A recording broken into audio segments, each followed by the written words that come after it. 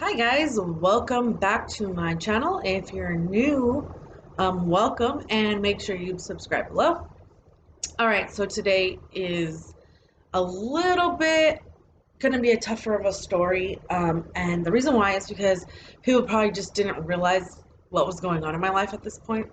If you didn't watch my last video, we basically talked about, becoming a teen mom, and where we left off was basically, I gave birth to my daughter, and the father was in prison, and I was raising my daughter on my own with my mom, mostly.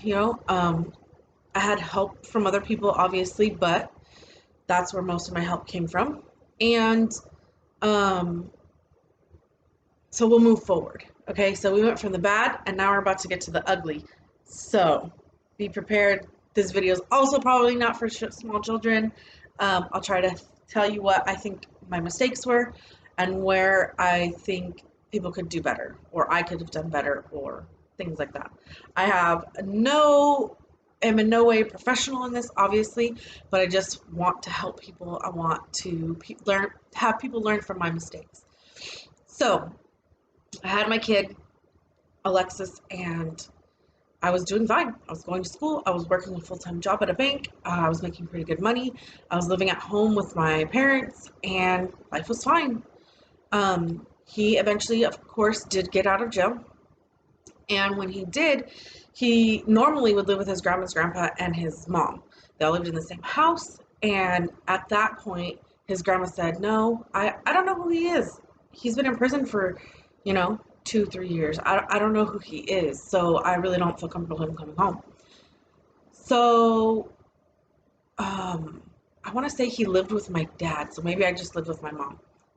And we decided pretty quickly that we were going to get married. Remember, I told you it was important to me that my daughter had a family. It was important to me that she had normal in everything that wasn't normal.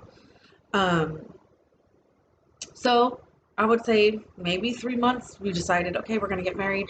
We're going to go to Vegas. We got married, yes, at Circus Circus. Our marriage was definitely a circus, okay?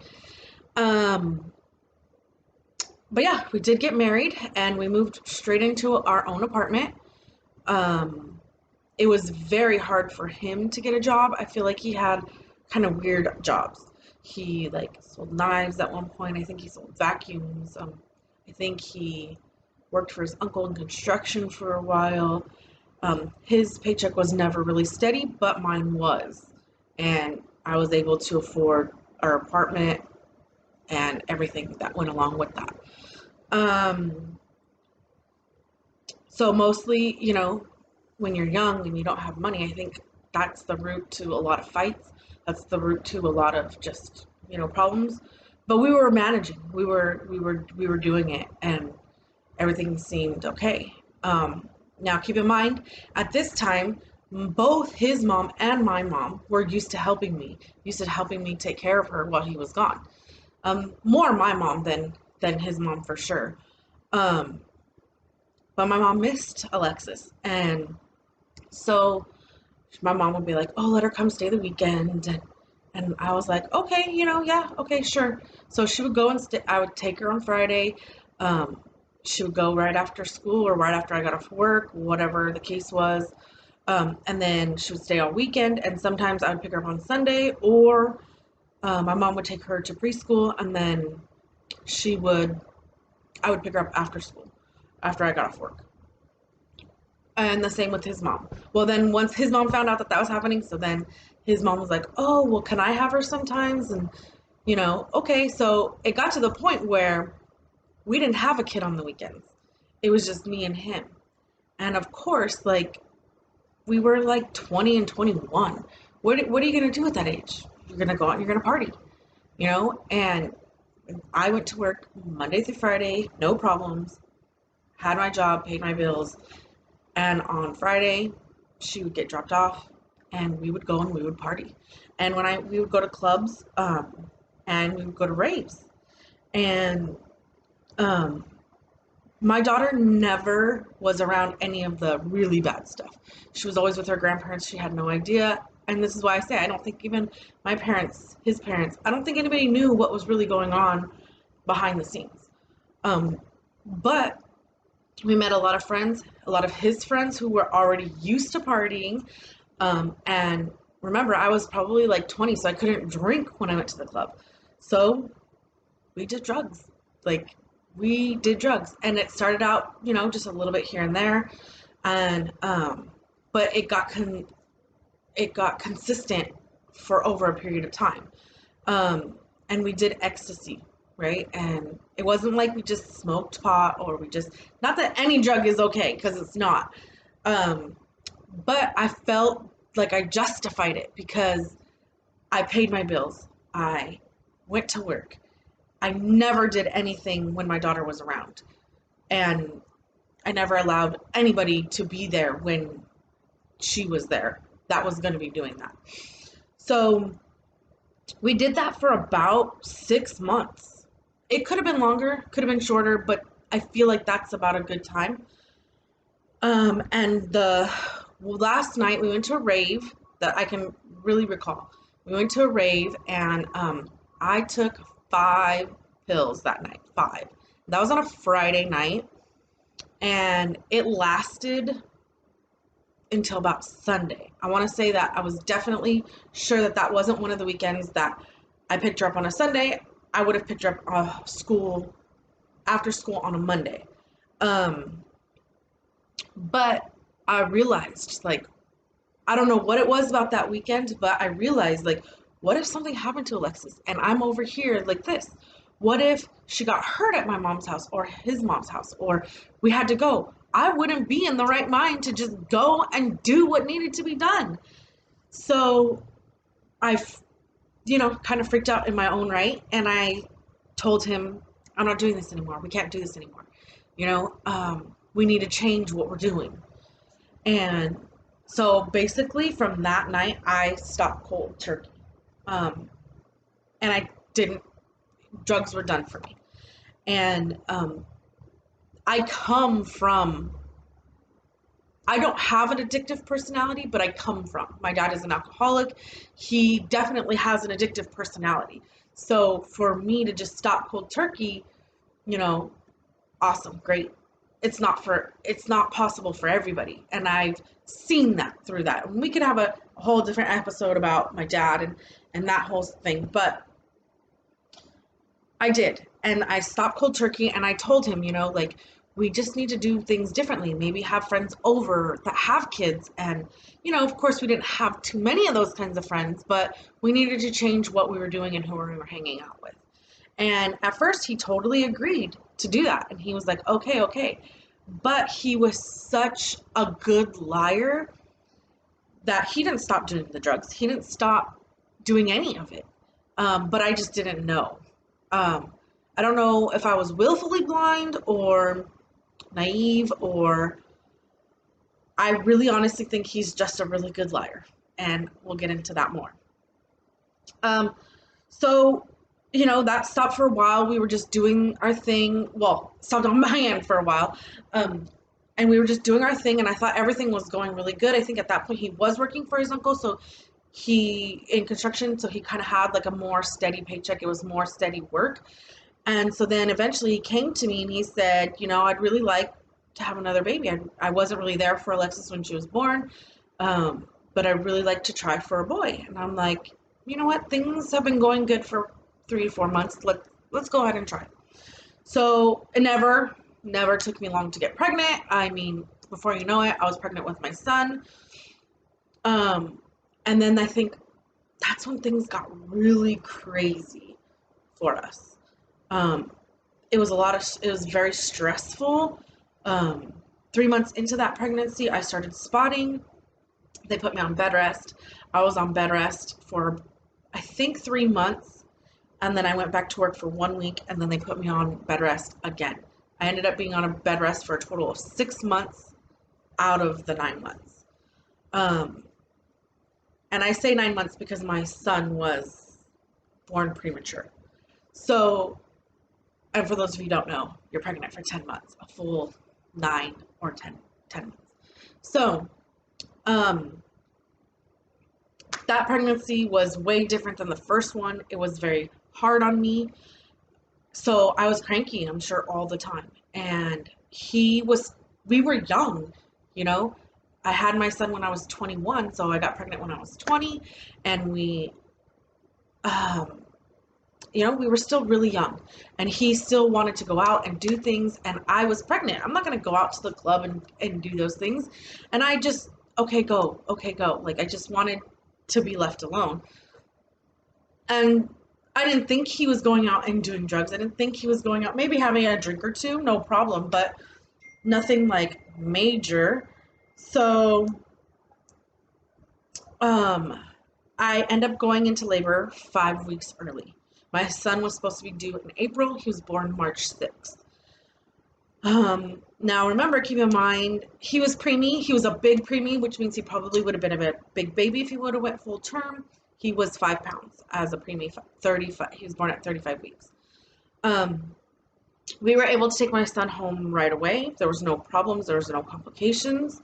So yeah, we were living our life. I thought things were going as normal.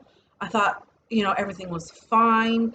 But then I just started noticing things that my son, was crying a lot. And for the first like week or two, he wasn't a crier. He just wasn't. He was such a calm baby.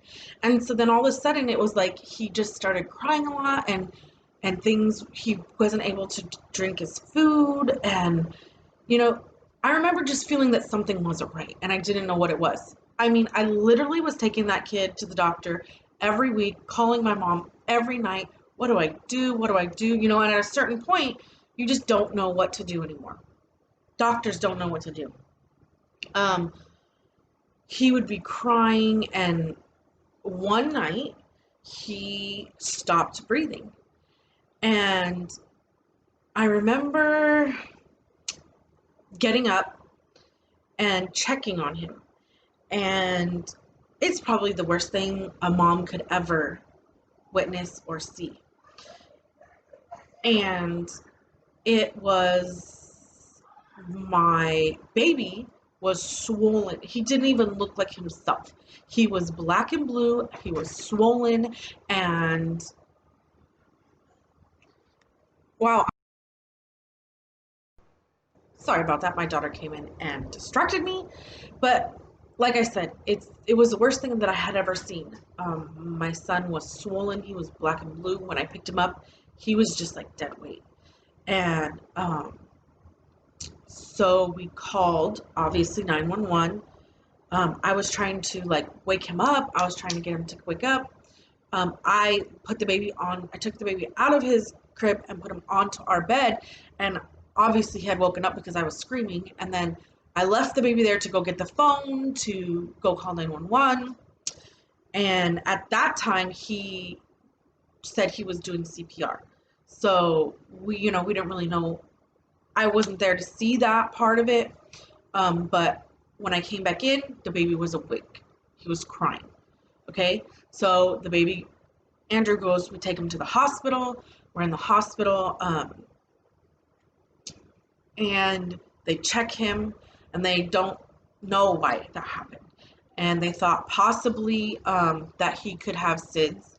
So they put him on a heart monitor, and basically it was just a monitor that you put around, and it monitors heart, and if his heart rate was going low, it would beep. And when I mean it would beep, it was this most excruciating sound, and it was to wake you up out of your sleep so you could wake up and make sure that your baby's okay. So he was on that for quite a while, and it only went off about twice that I can remember. Remember, my son's 18, so this is a long time ago. So that I can remember, it only went off really where it mattered twice. So it went off once, and then I was able to wake him up right away. It was not a big deal. The second time it went off, I was in the shower, and Robert was sleeping in the bed, and the baby was in either his crib or his bassinet, something like that. And I remember hearing it going off. Now, it went off if he moved too much, or, and so you would just get up, check him, reset it if that was the case. And it kept going off. And I thought, okay, well, Robert's just going to get up and he's going to check it and no big deal. And he never, like, it kept going off and going off. And I'm like, what's going on? So then I yelled for him, like, Robert, are you going to check it? And then nothing. He didn't, like, nothing again. So then I got angry and I got out of the shower and I went over. And of course, the same thing had happened. The baby had stopped breathing. Probably because nobody got up to wake up to shake him to make sure that everything was okay. And Robert was still asleep in the bed. Like I said, this is like a noise you've never heard. It is so loud, nobody in their right mind could sleep through it. Okay. So clearly he was not in his right mind. What he was doing, I don't know. The ambulance were called again. They were able to, check the monitor and went off. The same thing. So this time we took the baby to the hospital. The ambulance took the baby to the hospital. I went with him, and we were checking. Like they're like, we got to check everything. We don't know what's going on. We got to see what's going on. And so I think that time my son was in the hospital for about 3 days, 3 to 5 days. Like I said, it's really hard for me to remember. They did all these x-rays. They did all these, the doctor, his normal pediatrician, the one who I was seeing every week because I knew something wasn't right with my son, was like, Liz, I don't know what's wrong with him. We're just gonna do everything. We're gonna do all kinds of body scans. We're gonna do x-rays. We're gonna do this. We're gonna do that. So I knew something was wrong when it took a while. I knew something wasn't right. And then the next thing I knew, there was a security guard outside of our door of the hospital. And so then I really knew something was going on. And I asked, what's going on? And they're like, the doctor hasn't told you? And I said, no. Well, what's going on? And so they said, okay, she's going to call you. Answer this phone when it rings. And I said, okay. So I answered the phone when it rang. And it was our doctor. And she said, we're going to be admitting your son into the hospital. And I said, okay. What's the situation? And she said, well, your son has 7 fractured ribs, a fractured skull, and shaken baby syndrome. And I was like, what are you talking? Like, it's like you can't even understand what they're saying, because what? Like, nothing. I've never dropped my baby. Nothing. I've always been so careful. He was so much smaller than Alexis was. Alexis was 8 pounds. Andrew was 5. So I always felt like I had to be so much more careful. And I remember at that time, Robert's like, what's going on? What's going on? And I told him, and looking back, you see things. But when you're in the moment, you don't see it. He was pacing.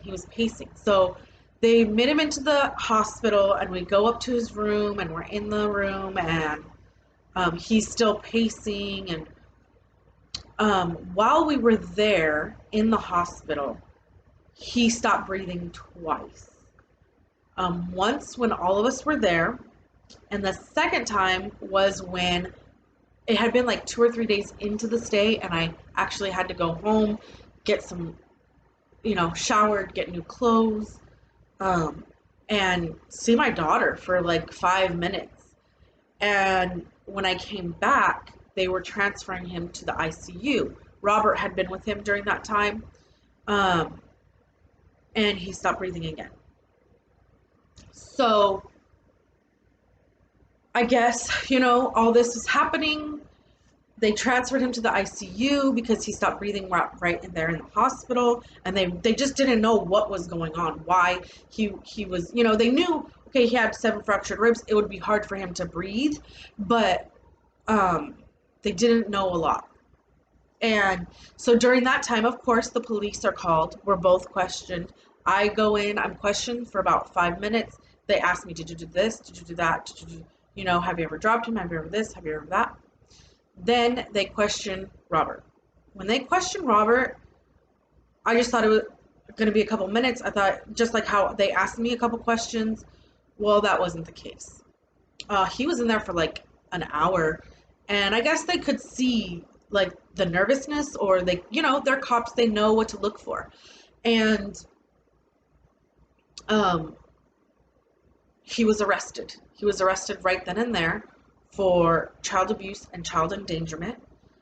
Um, at that point, because they didn't know how to help my son at that hospital, they decided to take him to Loma Linda Hospital. And he was there for about a week. And basically what ended up happening is they did all kinds of like forensic testing. And they basically said that my son was received his fractured skull and his his 7 fractured ribs from a blunt force trauma, meaning that somebody, his father, um, took a solid item and hit him with it. Okay. I never witnessed any of that. I never in my mind would have thought he would have done that. Okay. I mean, he's the one who said, let's have another kid. He's the one who was like, I want a son. And he tried to kill our son when I wasn't around. And then he would lie to me and say, oh, no, no, he's fine. Oh, no, no. Try to convince me that there was nothing wrong with our kid when I knew that something was wrong. I didn't know what it was, but I knew something wasn't right. And to moms, I would say, if you have that instinct, follow it. Demand that things get done immediately. Don't wait. Okay? Because of the extent of my son's injuries, like I said, at this point, my son was 6 weeks old. Remember, he was 5 weeks premature. So he was tiny. He was little. And because of the extent of his injuries, of course, CPS was involved. CPS decided to take the children, both Alexis and Andrew. They had to make sure that Robert wasn't covering for me, that I wasn't the one doing it, that everything was going to be okay. I tried to explain to them, like, I raised my daughter on my own. He wasn't around. And now all of a sudden, all these things are happening when he's there. He wasn't used to a crying baby. He wasn't used to, waking up in the middle of the night to feed a baby. He wasn't used to any of that because he never had to do it before. And I did. This was nothing new to me, on top of the fact that I'm sure he was doing drugs. I'm sure that there were things that were hidden from me. Of course, when he was arrested, I had to move out of the apartment that we lived in, and I was going to move back in with my parents. I found so many things that he was hiding from me, pictures he was cheating on me, of him cheating on me with other women, and he tried to say, that wasn't true, but things that he was wearing, things that he had, were things that I bought him, so I knew that it wasn't, that he was lying.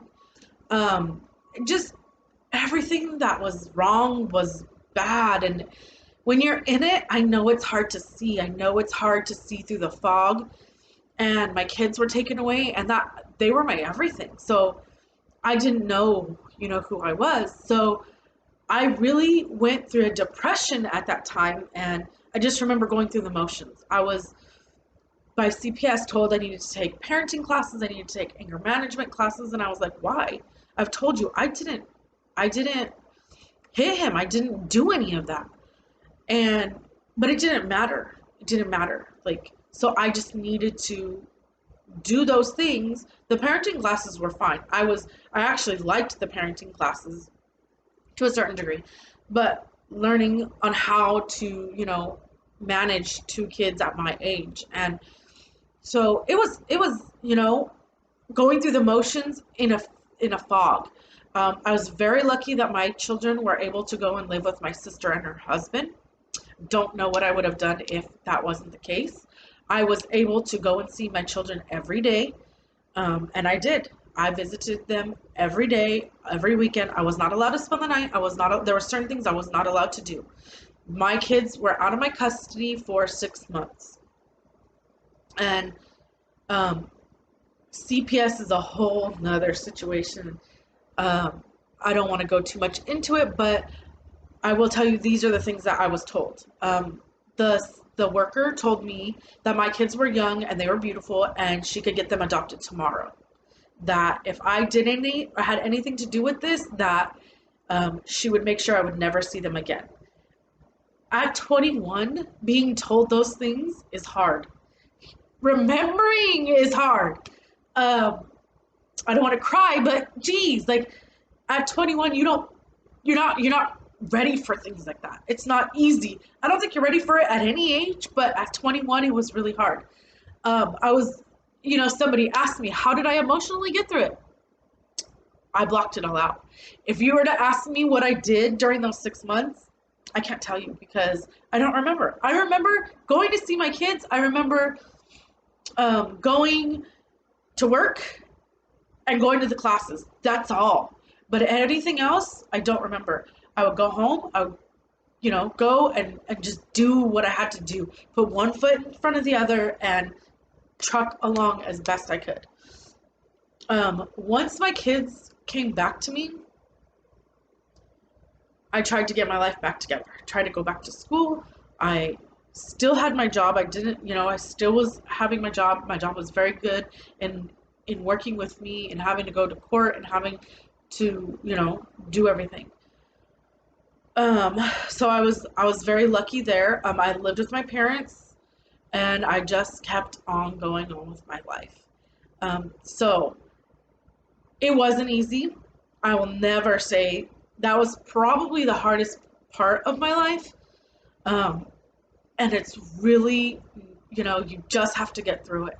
You have to remember that there is going to be a light at the end of the tunnel if your heart is in the right place. If you're doing the right things and you're doing what's best for you and your kids, you're going to come out through the other end. It may not seem like it in the moment. And I can promise you that it's not easy, but it'll make you a stronger person. And when I went through that all and I knew that I hadn't done anything wrong, I always said I wanted to be a social worker. I wanted to go back to school and be a social worker because I wanted to know the difference. I wanted to say that I had been through it. I came out on the other end better, and I want to help people in that same situation. Girls who don't know any better. Girls who just want a family and a life for their kids and have made and poor choices and don't see the bad in other people. I wanted to see what was best in him. I wanted him to be a good dad. He was never that person. He was never going to be that person. I don't think he could even be that person today. We haven't seen or spoken to him since he was released from prison. So he was arrested. He was convicted. Well, I wanted to go to trial. I was told that if we went to trial and we fought, that he could get 16 years in prison. And that's what I wanted. Like, how could he do that to my baby? So that's what I wanted. Of course, you don't always get an option. He took a plea bargain and pled guilty to child endangerment and child abuse, and he was given 3 years. He served a year and a half for good behavior. When he got out of prison, he tried to fight for custody. He said he wanted 50-50. I said there's no way in hell. That was a whole nother joke because I tried to file for a restraining order. They wouldn't issue it because he hadn't done anything in such a long time.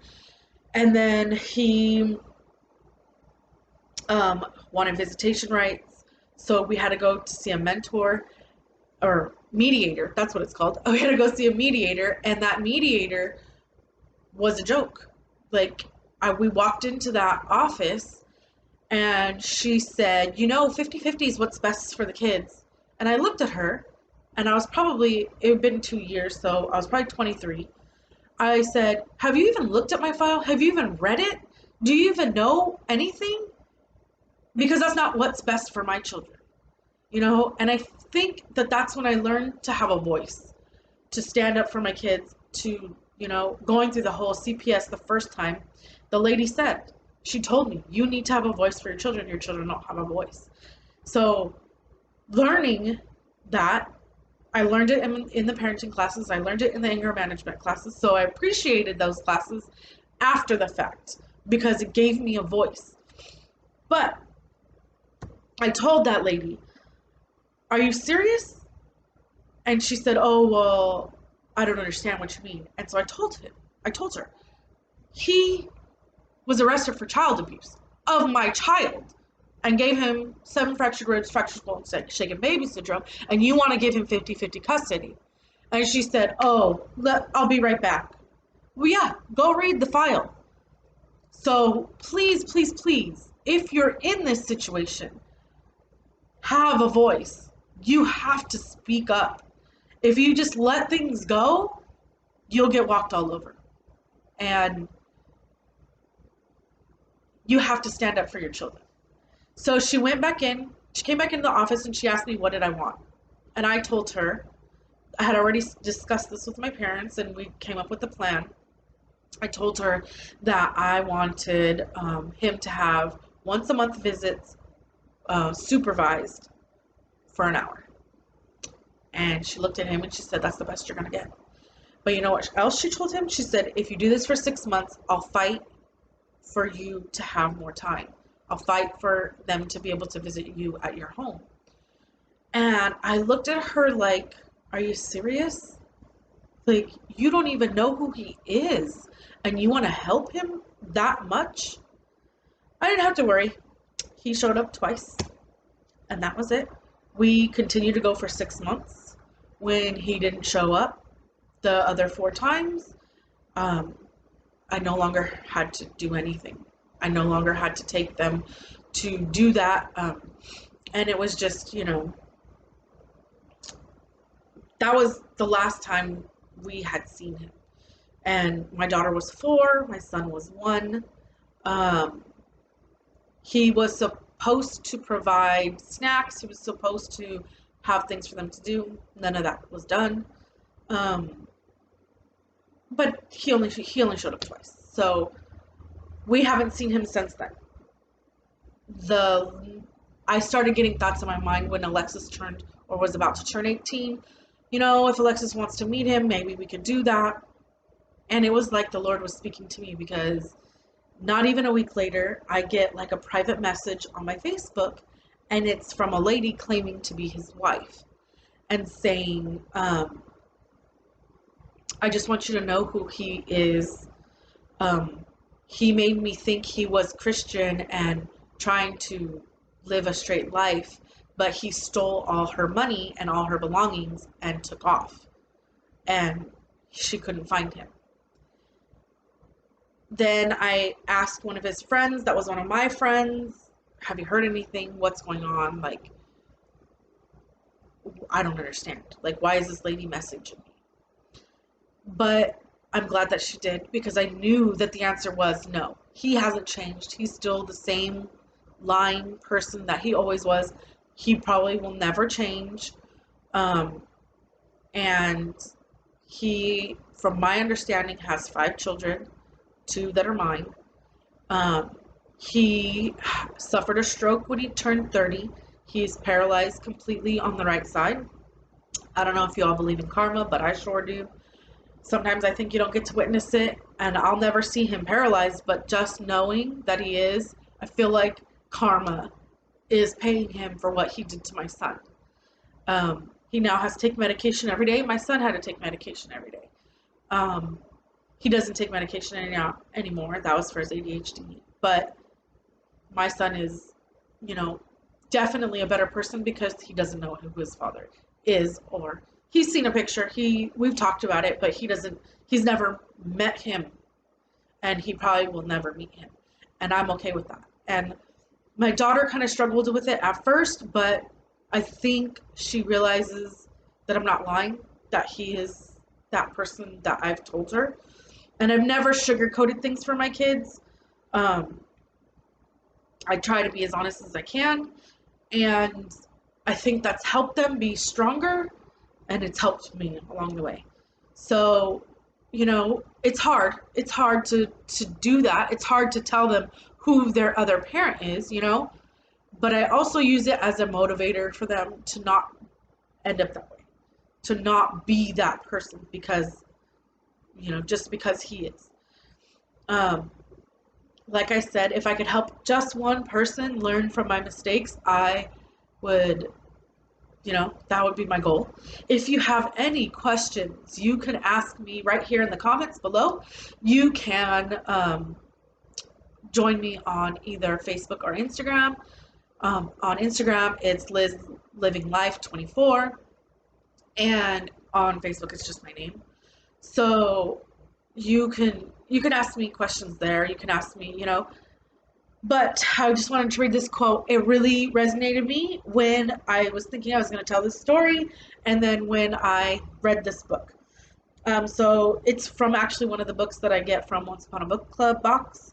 And it said, they had no idea how strong she could be. And this is by Imogen Clark.